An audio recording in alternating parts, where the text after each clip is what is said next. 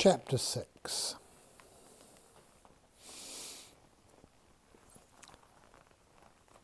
The interdiction at sea, it seems to the Reverend, was patently a warning to the astronomers from beyond. Though men of science both now confessed to older and more earthly certainties,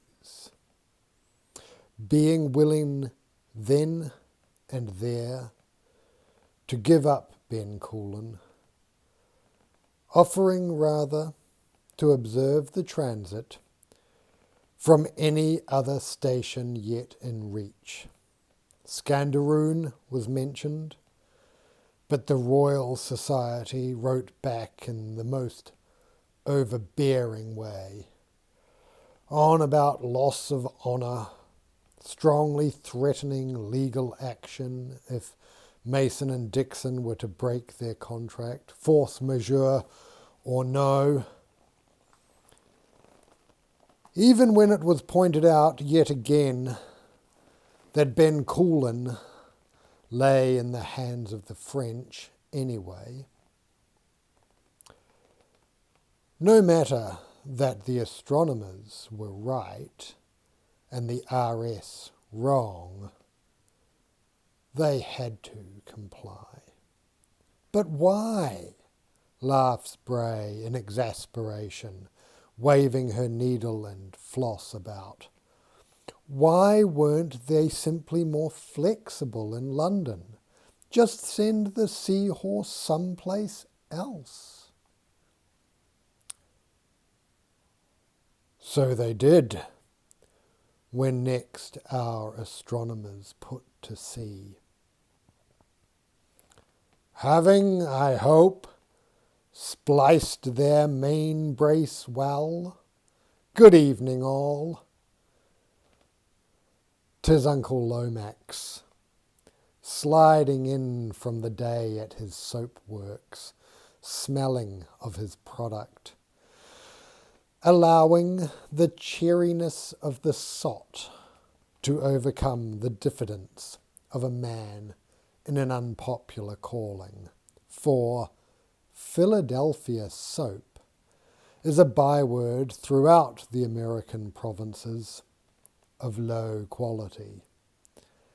At the touch of water, nay, damp air, it becomes a vile mucus that refuses to be held in any sort of grip, gentle or firm, and often leaves things dirtier than they were before its application, making it more properly an anti-soap.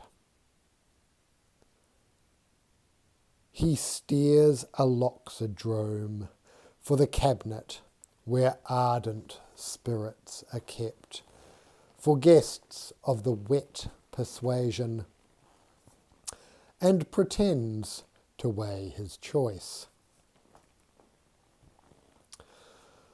So off we sail again, the Reverend continues, this time in convoy with another, larger frigate, the idea being, children, always to get back up on the horse that has nearly killed one, especially if it's a seahorse.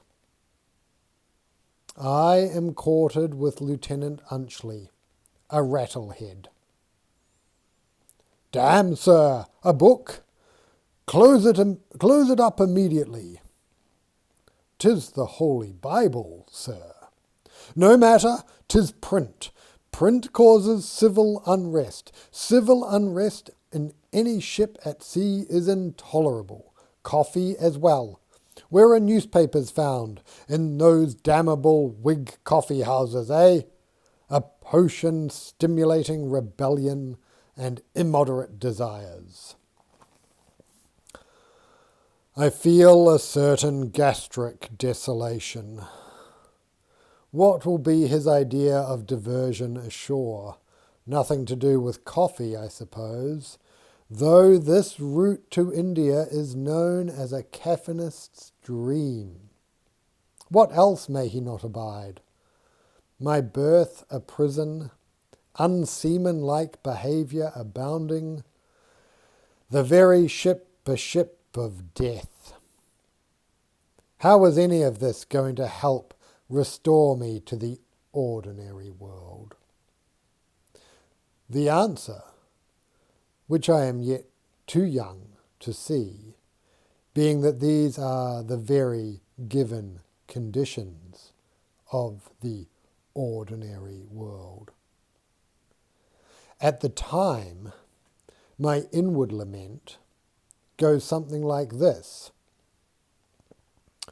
Where are the wicked young widows tonight that sail the East India trade? Topside with the captain, below with the crew, beauteously ever displayed. Oh, I wish I was any place but some place I'm in, with too many confusions and pains. Take me back to the crossroads, let me choose once again to cruise the East India lanes. Frigate captains are uncomfortable with sailing in formation. 'Tis be turned to fussing about forever with jib and staysail by someone senior with an oppressively tidy theory of station keeping. The aversion of the Seahorse's new captain to group manoeuvres indeed extends to sailing with even one other warship, as the captain of the brilliant 36 will discover before they are out of the channel. In the brisk weather there seems little sense in dawdling. The impatient Captain Grant keeps closing the gap between himself and the ship ahead, often drawing up to a distance that allows sailors easily to converse in ordinary tones, till at last the brilliant signals to the Seahorse, "Observe standard interval. Comply." After a moment's cogitation, Grant signals back, "Oh." Having given orders to make to windward, he repairs to his cabin to fetch from a chest a curiously embellished Jolly Roger, said to be of the Barbados, won at Swedish rummy of a sailing master of the old HMS Unreflective. Now, having gathered enough open sea, he cheerfully comes about, knifing through the swell as if intending to ram the brilliant. The other captain returns this jollification by clearing for battle.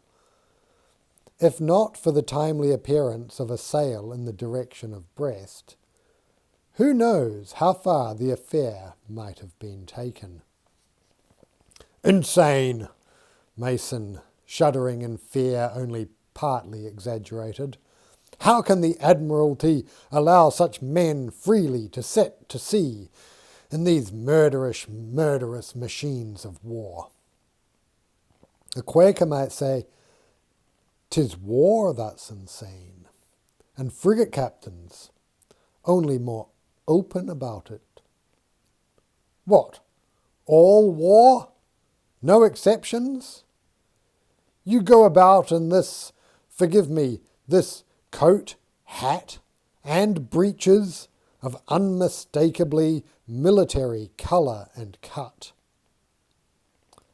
upon the theory that a representation of authority, whose extent no one is quite sure of, may act as a deterrent to personal assault. Not to mention this ocean of ale flowing through you, day after days, Sundays not exempt, a potable well known for provoking truculence. Hold! They're saying wine drinkers are the meek who'll inherit the earth? Preferably that part of it with a sunward slope, and well drained. Aye, and what of it? Mustard grinder. Ale does not make me violent, Dixon explains. I am violent by nature. Ale drinking, rather, slows me down, increasing the chances I'll fall asleep before I cause too much damage. I could summon witnesses, if they'd like. By this point they are well out to sea, bound for Tenerife to take on water and wine, hence the priority of the topic, and then as far east as a mysterious sealed dispatch handed to the captain at Plymouth, just before they cast off. Will command. Oh, that's all right, Mason waving grandly. I'll take your word for it. And together, as the sun goes down o'er the starboard bow, they sing, We swore up and down that we'd sail nevermore through waters infested by Frenchmen, whilst in safety and smugness all dry on the shore kept Morton and all of his henchmen. Yet a shark is a shark in the day or the dark, be he minister, fish, or king's benchman. With a munch and a crunch, and the lunch shall be free, and goodbye, Royal Society. For we're off to the Indies, off to the East, ho for the fables and ho for the feast, grovelling like slaves in the land of the Turk, there's naught an astronomer won't do for work. From the time they cleared the Livid, Captain Grant has made no secret of where he's been these dreary months since Quiberon Bay. Camped like a gypsy upon a waiting list is where, ever labouring to empty his mind, seeking to become but the sleek purity of ink upon paper, trusting in the large-scale behaviour of destiny to bring him, even in this wretched lull, a ship, any ship, until he saw the Seahorse and amended this to, well, almost any ship. It had done his hopes little good to see her so wounded, though he understood the immortality of ships. New masts stepped in and yards set, riggers all over her, new preventers and swifters and futtock staves, one miserable reeving at a time. Yet slow as clock hands, wood, hemp, and canvas resurrection would proceed. 3 weeks and she was whole again, waiting in Sutton Pool. Grant's orders were to follow the Brilliant, when the Brilliant should be ordered to depart, and then stand by for further advice. This came by way of an Admiralty fopling, standing up in the gig that brought him out, waving a sealed sheaf of papers. You're to head south and open these at Tenerife. A smirk possessing the young Fizz, as Whiskers had not so far been able to do. Now this is an instrument of receipt.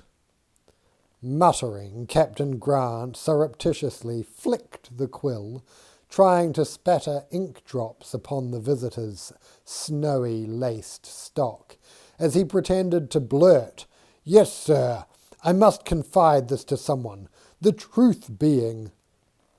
Truth? A look of unaccustomed astonishment. Perhaps I am not your ideal confidant, he mumbled. Divided loyalties sort of thing. Feverishly, Captain Grant continued. I find my thoughts ever wandering, that is, you see, to the topic of Ben Coolin and to the rumour that my predecessor was ordered there, in full knowledge that was already in the hands of the French, rendering his whole trip rather pointless, and naturally the thought then did occur to me, well, what if my orders are to some equally impossible destination, except that now it seems I may not know till Tenerife. Not my desk, really. So terribly sorry, descending again to the gig, calling back, yet chin up, perhaps it is a British destination, or will be by the time you get there. So much more swiftly than the trade winds these days do the winds of diplomacy blow. Boy, you're sending me upon a damned fool's errand. You're first, sir? He couldn't very well call the sprout out, could he? Especially as he recognised too easily the malapert youth he himself had once been. The offence he had offered merely being by being present, down to the matching waistcoat and queue tie, and the same choice of citric yellow. He settled for loading and priming a pistol, aiming it across the water and allowing the youth to decide whether to cower in the boat or jump into the water. At this turn of his life, Captain Grant has discovered in his own feckless youth a source of pre-civilized sentiment, useful to his praxis of now and then pretending to be insane, thus deriving an advantage over any unsure as to which side of reason he may actually stand upon. Not till they're well at sea, with a fortnight more till they sight the peaks of Tenerife, does he find Mason busy at the same arts, morose and silent, beetle-backed against the wind, keeping vigil all day and night of 13 February, the second anniversary of his wife Rebecca's passing, touching neither food nor drink, with no one upon the ship, including Captain Grant, willing to approach too near, till the final 8 bells, when Mason reaches for a loaf and a bottle, and becomes upon the instant convivial as anyone has ever seen him. The sailors, having marked in both men these rapid changes of aspect, are determined to keep a wary eye, though madness at sea is not quite as worrying as fire or theft, being indeed so of the essence of a frigate's crew that one might as well speak of hemp at sea or wood at sea. It's a village, after all, a frigate, and what is a village without village idiots? Everyone on board knows who the madmen are, and that they are here as security against the forces of night. Don't want the French hurting my mate here, do I? Just 'cause half the time he thinks he's Admiral Hawke. Noted, noted. Now unhand me, I say. There, your lordship. Common swab. This ship's history has, however, proved too hectic for its military band. The frigate life is not for everyone. It seems wherever this one put in, whenever any sailor went over and failed to return, he was a seahorse musician. One by one, through the years of the rivalry with France, the little combination dwindled. Upon the North American station, they lost their inner voices. Halfway through the West Indies, their continuo. Until home again, the hautboy player, having been one night absorbed into that other world of which Wapping is the anteroom, the seahorse found herself down to a single fifer. To whom it fell, the noontide the Frenchman appeared, to inspire the lads into battle with his one silver pipe. None, later, could say, though sure the moment was enough, the deepening bowel fear as the ships drew closer together, the Legrand growing ever larger, smaller details ever more visible. The seahorse's crew, understanding that nothing would go away now, and that shot was inevitable, morphosing to extensions of a single engine homicidal, in that general and ungovernable tip of soul, what allowed us to hear the music so keenly. The fife being of standard military issue, tuned in that most martial of scales, B-flat major, stirring in all who heard it, even philosophers, the desire to prevail over a detestable enemy, and its performance recalled as virtually orchestral. Amid the blasts, the heavy tuned whirs of enemy shot, the mortal cries, could the instrument ever be heard? Hearts of oak, rule Britannia, aching for the phantom polyphony, no longer on board, trying to make up for the other voices by efforts of lip as difficult as any of limb, proceeding among the gun tackle. Slocum had been pressed from a tavern in Wapping, where he clearly ought not to have been, mischievous lad, having learnt the art of his instrument from the famed Hanoverian fifer Johann Ulrich, whom the Duke of Bedford had brought in after the previous war to instruct his regimental winds. You'll ask, what's a royal artilleryman doing in a sailor's haunt? Aye, naught but a low, mud-bound gunner, surrounded by them who must be both gunners and seamen, hoping, I confess, to pass as one of them. Is ours not the age of metamorphosis? With any turn of fortune a possibility, so upon that night did I pass abruptly from soldier to sailor, in less than the swallowing of a cheaply opiated pint, and found, but for the inconvenience of it, a dream come true. There being soldiers' sorts of lasses, and sailors' sorts, and a quiet brotherhood who appreciate the sailors' lasses who be left, for all the reasons we know, unattended. And now tell me, for I'll ne'er tell you, of the short and devious fifer, out trolling for trouble, creeping round, sniggering, peeping up skirts. Ah, my lads, most times all it took was to bring out the fife and finger upon it some brief air, 8 bars of any little quantz etude, and usually she was mine. Rather stick the pig and hear it squeal, comments Jack Fingers Soames, a viperish lad, whose eponymous gesture made an answer to all overtures, however ritual or everyday, strangely lacks any hostile intent, being expressive rather of a deep-held wish, so far as may be possible within the perimeter of a sixth rate, to be left alone. All but the most resolutely matey of ship's company are content to oblige him.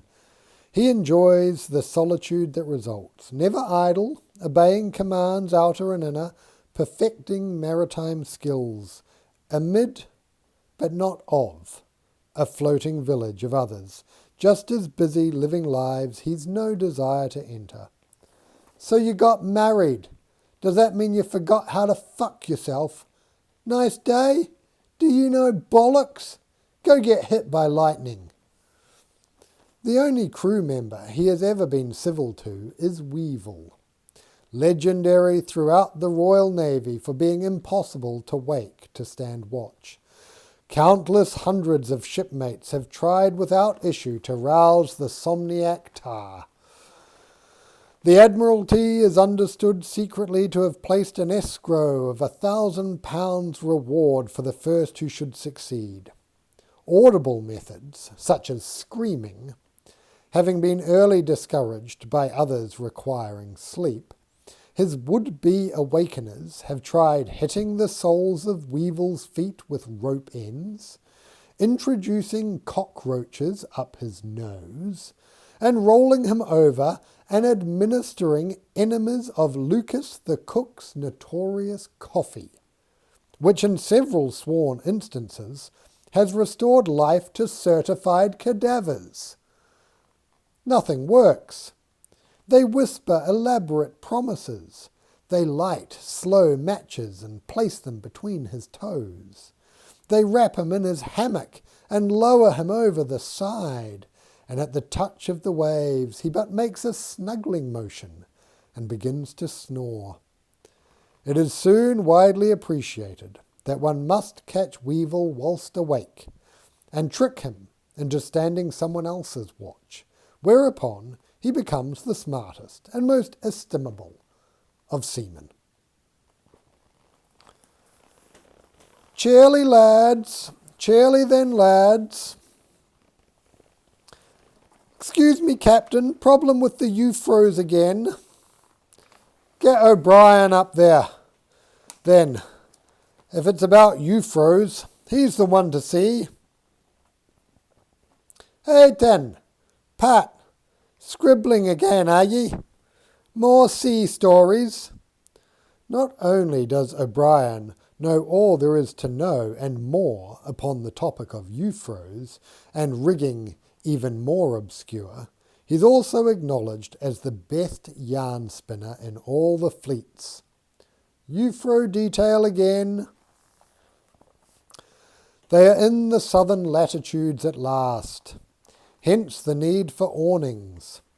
The shipboard routine settled into, the boatswain, Mr. Higgs, turning everyone to upon the project of tidying up the work of the riggers at Plymouth, who've left far too many ends untucked for this Dick tyrant, born under the sign of Virgo, so obsessive about neatness and knot work as to provide a source of amusement for the captain, who finds him an ideal subject to practice being insane on. A fizz of doom! We can't have this! Worse than idle whistling. Mr. Higgs obliges the section not on watch to attend instruction in lashings, seizings, the art of making a Turk's head that might fool a harem girl. You may think no one will get close enough to see it, but 1,000 details, each nearly invisible, all working together, can mean the difference between a ship that goes warping and kedging into a foreign port and one that makes an entrance. And which will the scoundrels think of meddling with first, eh? Now I want to teach each of you. I want to see each of ye hauling me taw to Matthew Walker that England shall be proud of, implying that somewhere there is a royal museum of splices, hitches, and bends, where their work may one day lie upon display.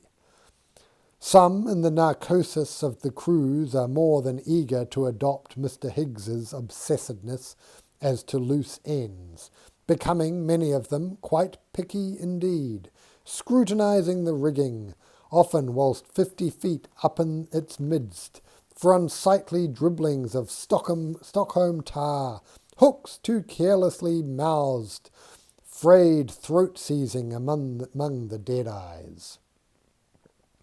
Other sailors look for alternatives to ennui even more extreme. Where's Bodine? Last I saw him he was out the end of the fore-t'gallant yard with his penis in the jewel box, quite enjoying the friction to appearance.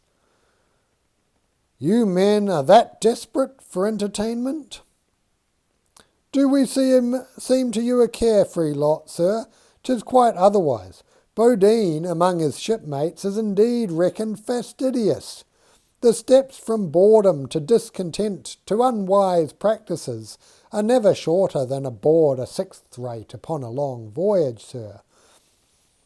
1 or 2 chess players hold out for perhaps an extra week, then 'tis sal si puedes, and they, too, are biting off their toenails, growing whiskers, piercing ears, putting upon view for a fee fictitious sea creatures that others must bend down to see, becoming thereupon subject to posterior assault. In such a recreational vacuum, the prospect of crossing the equatorial line soon grows unnaturally magnified as objects in certain mirages and apparitions at sea.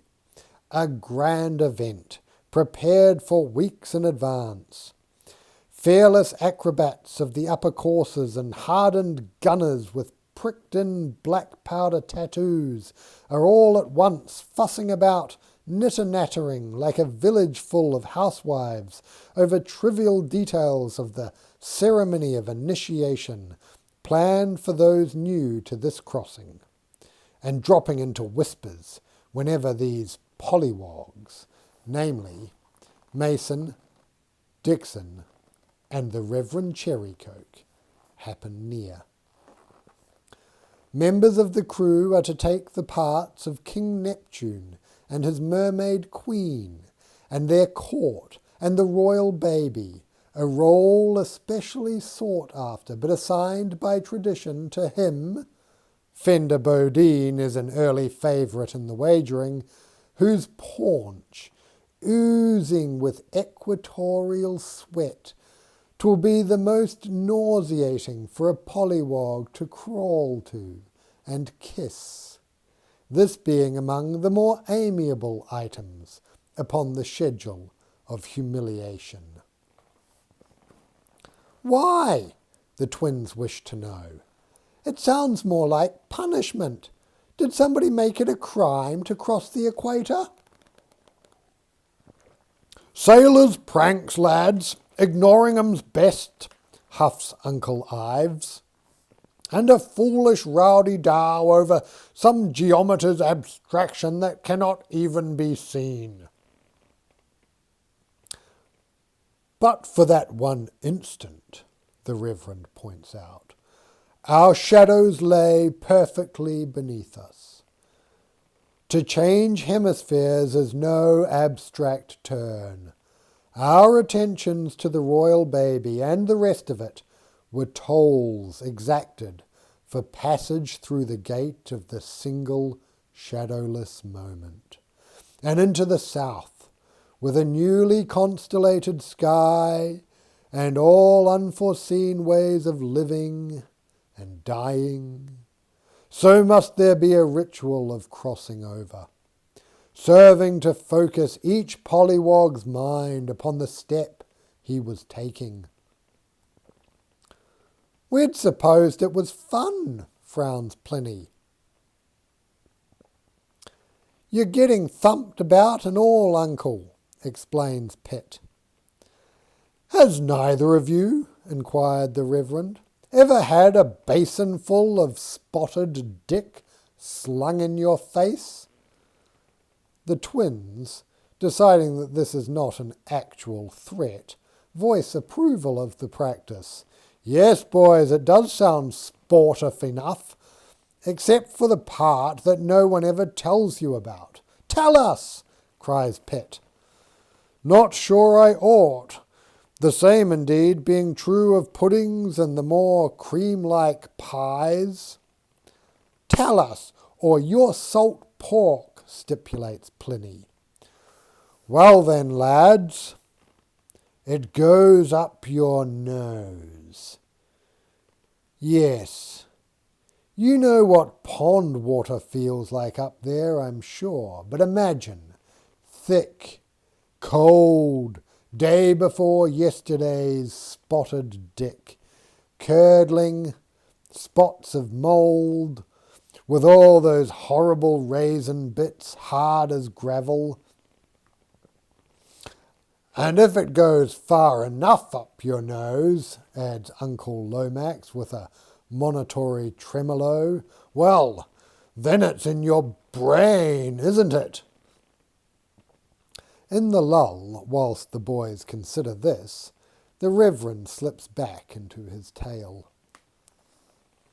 On southward the seahorse gallops, as if secure for ever in a warmed, melodious barcarolli of indolent days, when in fact 'twill be only a few degrees of latitude more, till we pick up the trade wind, and hear in its desert whistle the message ghosts often bring, that 'tis time, once again, to turn to.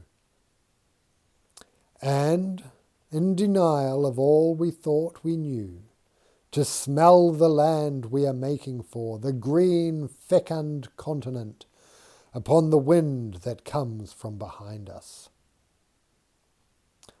The astronomers have a game called Sumatra, that the Reverend often sees them at together, as children sometimes are seen to console themselves when something is denied them. They're bored a sort of spoken map of the island they have been kept from and will never see. Taking a run up to Bencool and anything we need? Thought I'd nip up the coast to Moko Moko or Padang, see what's astir.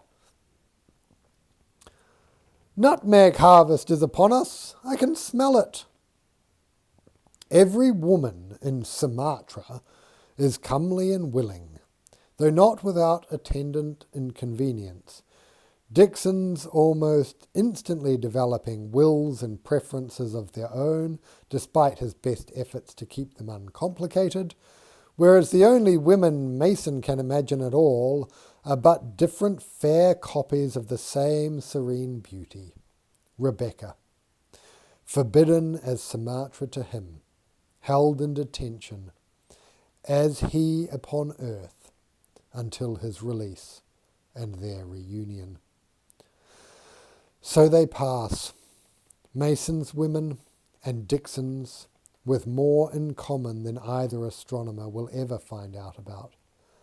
For even phantasms may enjoy private lives, shadowy, whispering, veiled to be unveiled, ever safe from the insults of time.